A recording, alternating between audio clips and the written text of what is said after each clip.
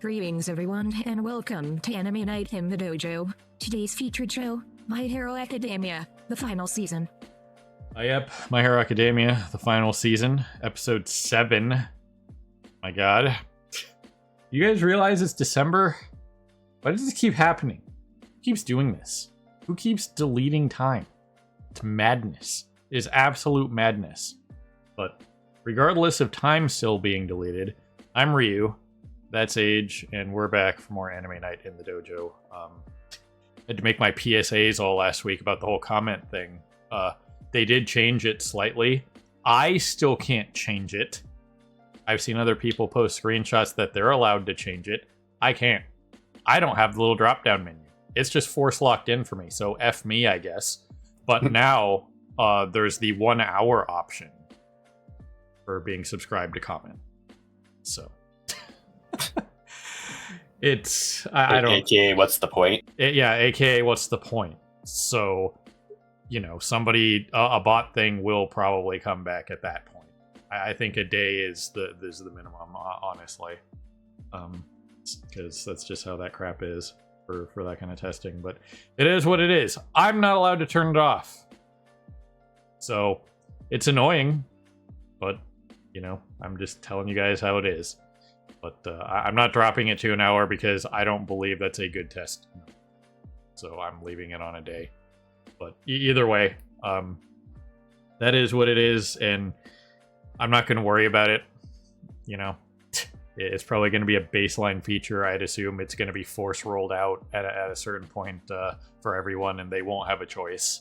Kind of like how Asmongold wasn't running ads on Twitch for the longest time, and then they were just like, no, F you, we have to make money off you. You know what I mean? So, yeah. Either way, as for My Hero Academia, there's not really a huge amount more that we can speculate on. We're just in full watch and see how the play ends. You know what I mean? The biggest question left is, does Deku have to kill Shigaraki? And I think he has to. I don't think there's any coming back for him. You know what I mean?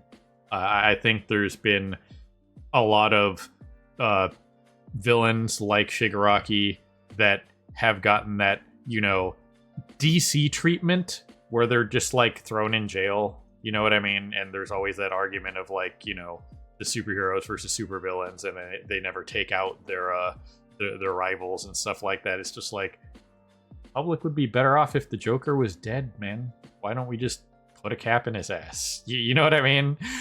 Because then you end up with the Batman who laughs. Yeah, then you end up with a Batman who laughs.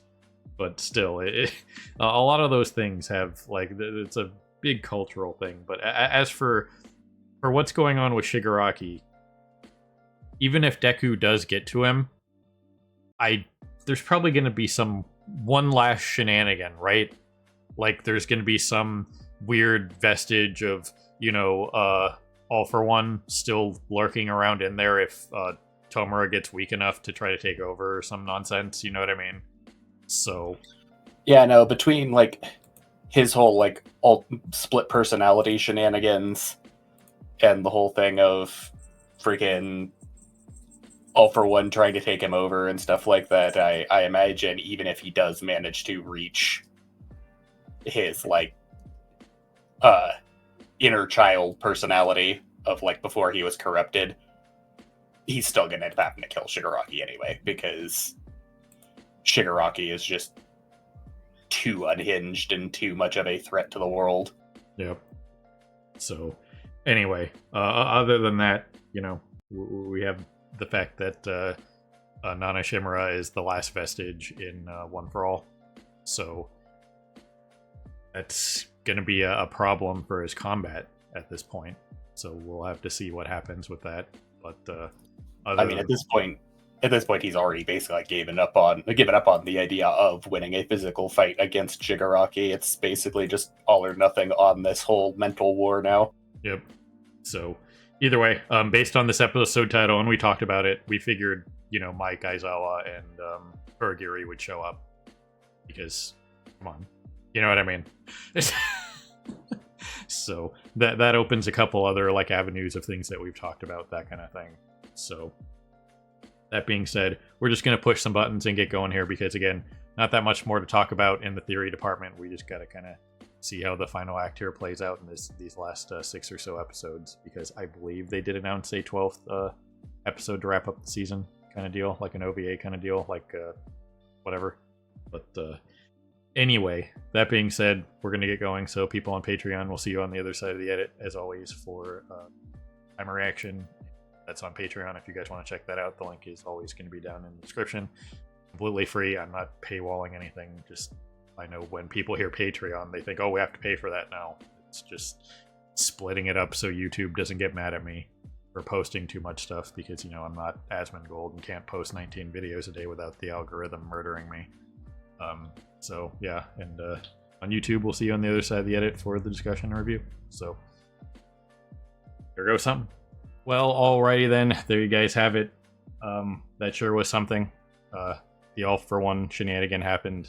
I mean, let's face it, there were pieces, there was still there was still a very large piece of him in Shigaraki.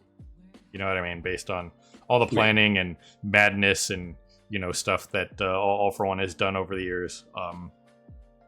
I think he's a very underrated villain for what he is, because he is had hundreds of years to, you know, create plan after plan after plan. A lot of people, I think, really kind of passed off his like oh yeah, I'm a line of like, you know, where he was like, oh yeah, if my friends fail, then I just move on to the next thing. It's just like, that just proves that he had so many contingent plans that went in multiple different directions to get to that final goal that it was insane. That kind of planning is like Batman level. You know what I mean? So yeah, no, forgetting All For One from the beginning has always been in charge of basically everything, responsible for basically everything that goes on. Like, basically the only character he never was able to fully control was All Might. Yeah. And even All Might, he still managed to manipulate a ton. Yeah. And at the end of the day, we shouldn't be surprised, and it's not something we ever really talked about, but the fact that, you know, with Nana giving up her son and stuff like that, by that time, All For One had been around for so long at that point, well over 100 years, you know, 150 at that point, whatever it was at that point, because, you know, well, we actually got a bit of a time frame finally for how long he's been around, because we know it's been 250 years since the glowing baby, and the glowing baby was like in his like 20s to 30s when All For One killed him as a teenager. Yeah. So All For One has been around for at least like 230 years at this point. Yeah. So by the time Nana rolls around, his information network is pretty huge. So obviously her and Gran Torino probably didn't know that, or, you know, even assume that. So her giving up her child was kind of irrelevant at the end of the day, because he knew who she was. Anything tied to her. You know what I mean? A kid isn't going to get to 5 to 8 years old, whatever he was when she gave him up, without All For One knowing. You know what I mean? So it was kind of one of those things where, based on the information that they had, and she was aware of the past wielders and stuff like that, and how long he's been around, it's kind of surprising that they would even bother. You know what I mean? Because it's one of those things where no matter what you do, he could potentially get to your family. You know what I mean? Whether you're directly associated or not. Not entirely, because a big problem with that whole assumption is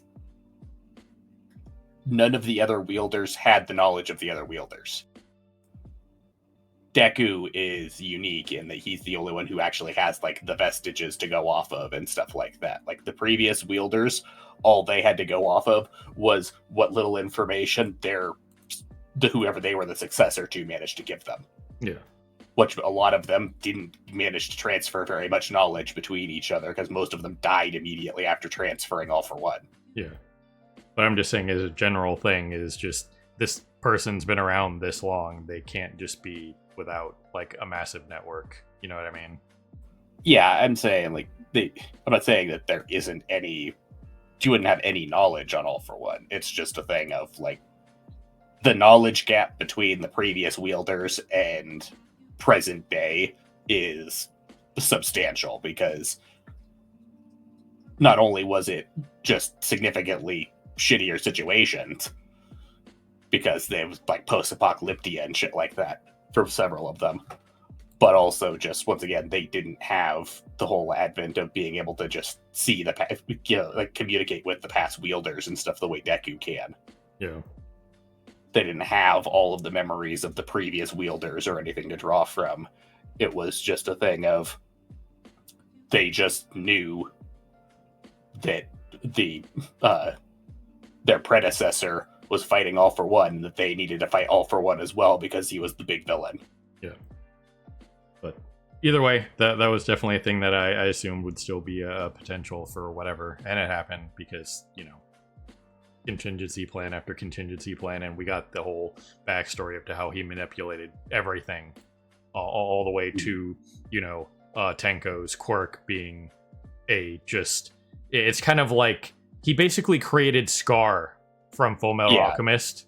Yeah, that was the thing. Like, he took someone who's like their quirk literally was just Full Metal Alchemist alchemy, and he just stripped the creation aspect out of it and made it to where it's exclusively the deconstruction part, like Scar. Yeah, or, you know, Overhaul, if he didn't put people back together, or, you know, recreate it somehow, something like that. So yeah, I mean, Overhaul's quirk, we talked about that before, basically was just Full Metal Alchemist alchemy. Yeah, so that's that was pretty heavy, obviously, and I landed on this still, and I wanted to talk about it. So there would absolutely be people out there that would be rooting for Shigaraki to win this fight. Yeah, no, like, that's been something that's been kind of just a thing throughout the whole series, really, is just that idea that, like, yeah, Shigaraki is a villain, but he's also, like, the figurehead of villains everywhere. Basically, anyone who doesn't like the current status quo and has any sort of, like, destructive ideals, they're all rallied behind him, just like everyone else is rallied behind Deku. Yeah. And like he said, he's a hero. He may be a villain, but he's a hero to these kinds of people. You know what I mean? He's a hero to the villains. Yeah. And it's no different from all the people who followed Stain's ideology, like Spinner. He's like the poster child of that. The people that followed Redestro and his like grandfather and his father, that kind of thing. So it's not like these people didn't exist. It's not like 99% of society is behind Deku. You know what I mean? I'd say it's somewhere in the like 40-60 range. You know what I mean? Like 60-40, somewhere in there, maybe a little bit less than that, like 65-35, something like that. Because, you know, this world has only fairly recently, since All Might became the symbol of peace, has turned it around and become pseudo-normal again. Yeah, no, like, once again, the whole thing of why All Might is the symbol of peace is because he is the one who brought about a peaceful era again, because prior to him taking over like 30-40 years ago, it was still largely just post-apocalyptia, and no one could really freaking do much of anything. There were heroes and stuff prior to that, but it was basically freaking chaos still. Yep. But either way, just wanted to talk about that a little bit, because that is definitely something that would be around, like plenty of those people that just are against status quo and just want to see some sort of change because they don't believe in current leadership, that kind of thing.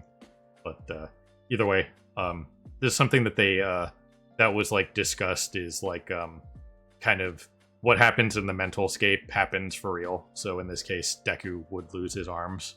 You know what I mean? Yeah, so they established that last episode that like that there's physical rebound to what's happening in the mental scape. So yeah, when he lets his arms get decayed here, when they come out of it, yeah, his arms are gone. Yeah, which good thing for him that decay works slightly differently in the Mindscape as opposed to just completely taking him out. You know what I mean? Because Shigaraki's decay at that point is still capable of taking him out. Well, yeah, no, that comes down to, once again, the fact that this is Shigaraki back when his decay very first manifested. Yeah. So it didn't really have any significant range or anything like that to it.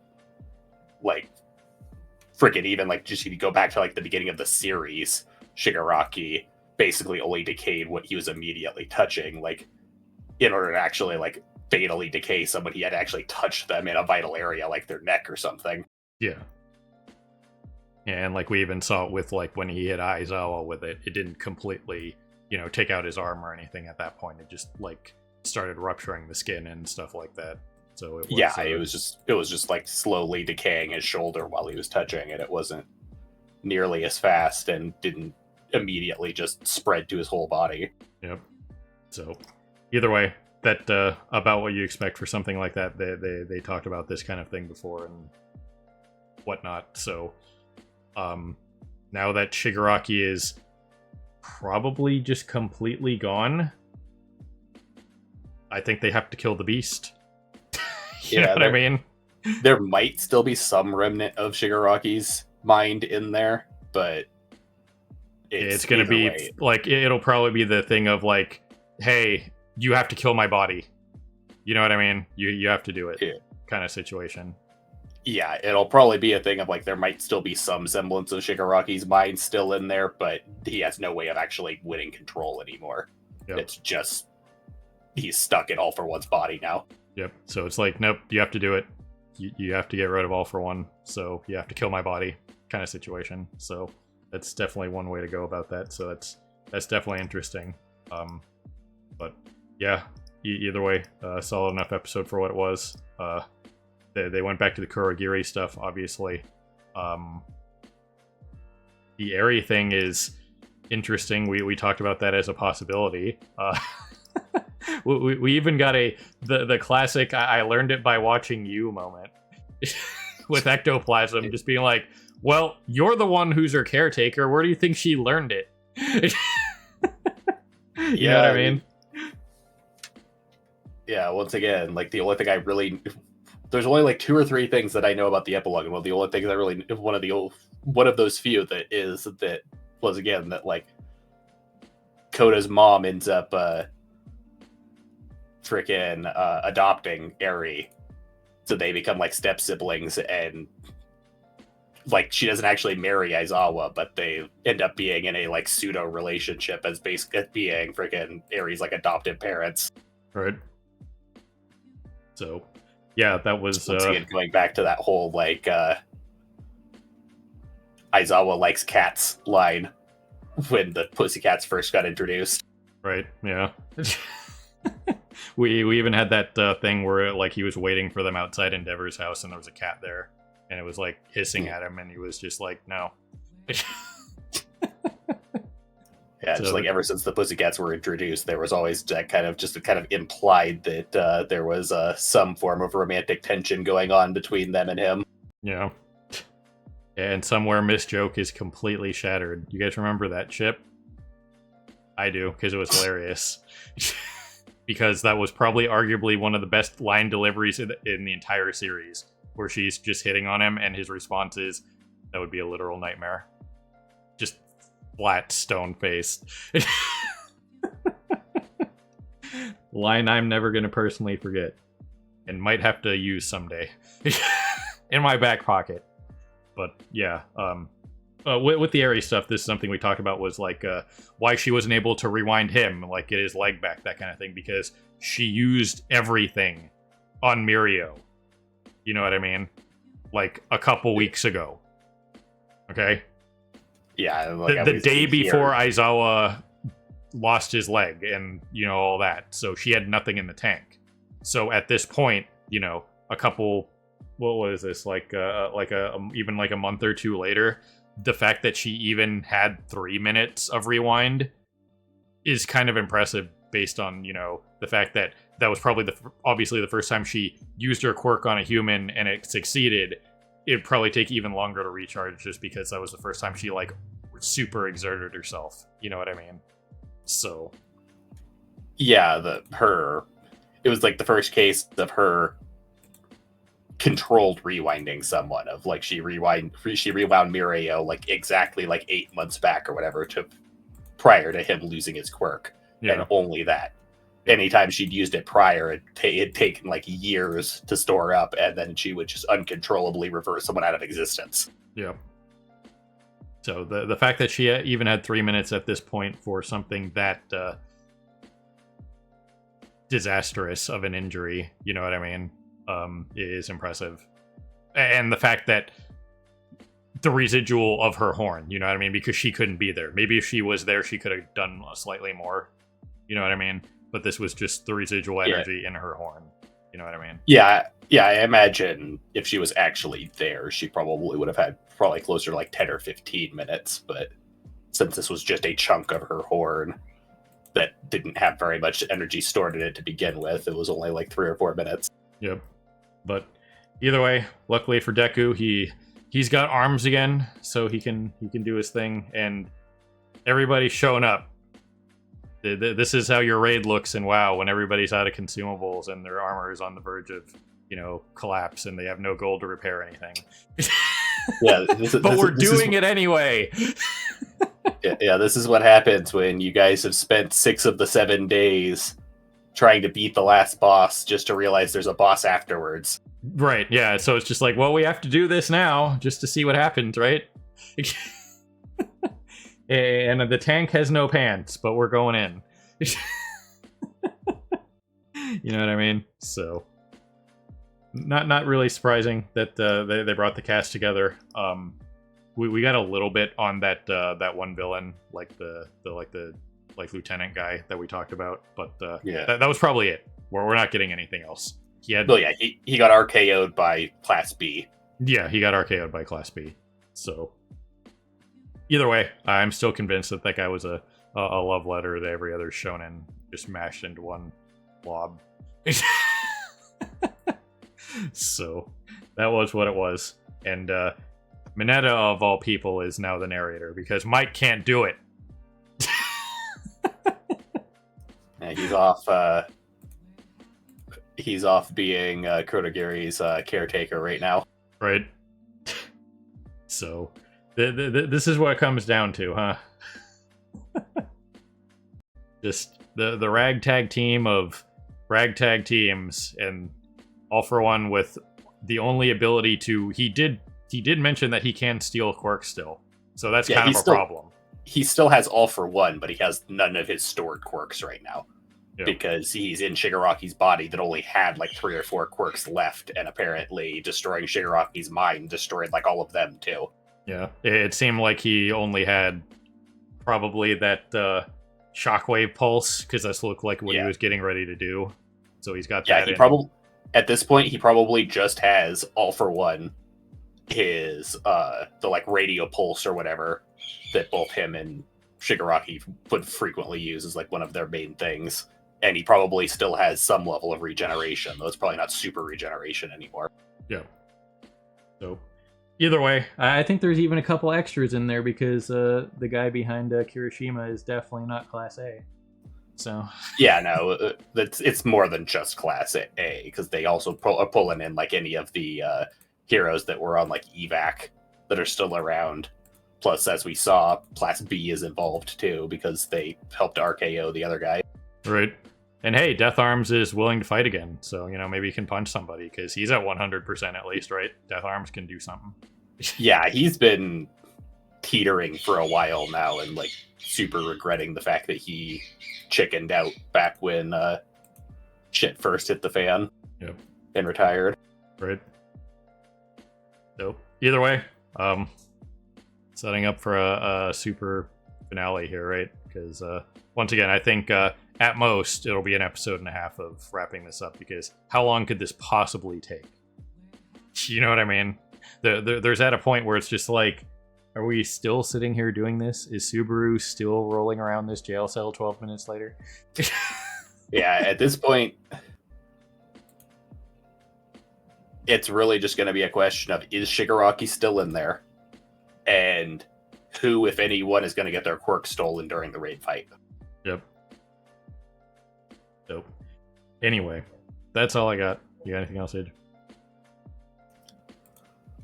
I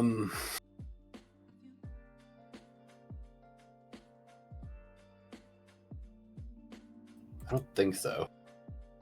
Alrighty then. Well then, ladies and gentlemen, people YouTube beyond whoever watching, as always, we appreciate you stopping by and hanging with us here in the dojo for more Anime Night. My Hero Academia, final season, episode 7.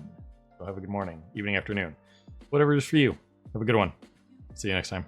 Hey everyone, Victoria here. If you enjoyed the video, please consider pushing those like and subscribe buttons. Your support is greatly appreciated.